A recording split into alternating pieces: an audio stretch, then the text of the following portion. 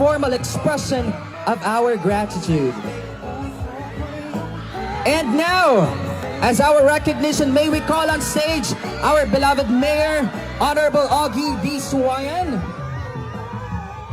And of course, Dr. Amelita O. Balagtas. Institution. Your success inspires us all to strive for excellence.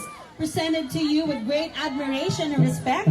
Signed, yours truly, Dean of Studies, Dr. Benilda N. Villenas, our Vice President for Academics, Naila Iliverisa, President, and Wilfrido L. Inverga, Chairman of the Board of Trustees.